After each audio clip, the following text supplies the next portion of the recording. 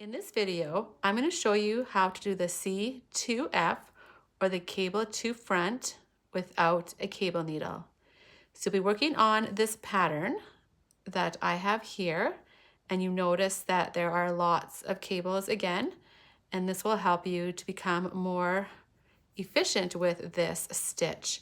So normally you're going to take your first stitch and you're going to put it on a cable needle, or in my case a DPN, and you're going to hold it to the front of your work, and then you're going to knit the next stitch on your left needle,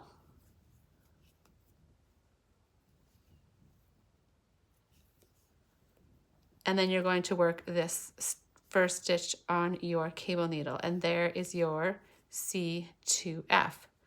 However, I'm going to show you two methods to knit this cable without a cable needle.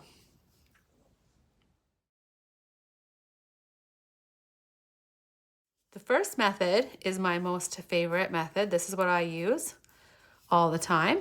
You can use this or you can use the second method, whichever you prefer.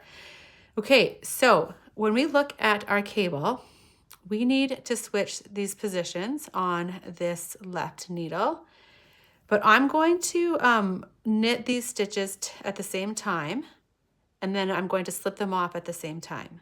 But I need to knit this second stitch first. And I need to knit it behind this first stitch because this first stitch is supposed to cross over this second stitch. So what you can do is you can put your needle through these two stitches, and then you can knit this second stitch like so. This is where it's maybe a little difficult, but you knit that stitch like so, but don't slip it off. And then you knit this first stitch. You can use your thumb to pull this second stitch away. And you knit the first stitch. And there is your C2F. I'll show you that again. So here we are. We need to knit this stitch first behind this first stitch. So putting our needle, right needle, through these two stitches. We're going to knit this second stitch like we normally would. Just knit it like that, like so, and then leave it on the needle, and then we're going to knit the first stitch. So pull this second stitch back a bit with your thumb, and then you knit this first stitch. So if you find that a little bit cumbersome, because it is a little bit cumbersome, you can actually knit this second stitch through the back loop like this way. You knit it through the back loop, and then you knit the first stitch normally and then slip them off. That method is a lot easier, and I find that it actually makes no difference which way you knit that second stitch here. So if you go through the back loop, knit your stitch, and then knit this first stitch here and slip them off. And that is the C2F without a cable needle using the first method.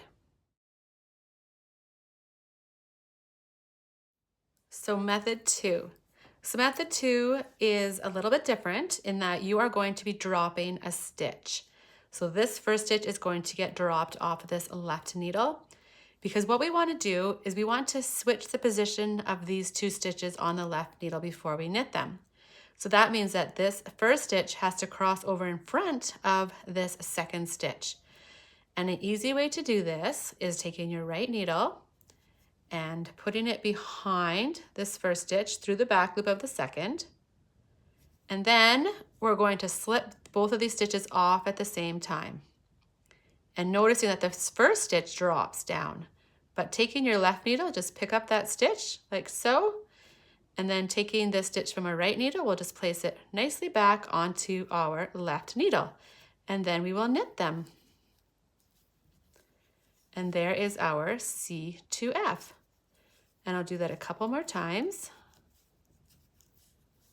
So here we are. So taking our right needle behind the first stitch through the back loop of the second, and then slowly slipping them off, and then grabbing this first stitch that drops with our left needle, and then placing the stitch from our right needle back to our left needle. And then all we need to do is knit them like normal. And there is our C2F. And I will do that one more time. Okay, so here we are.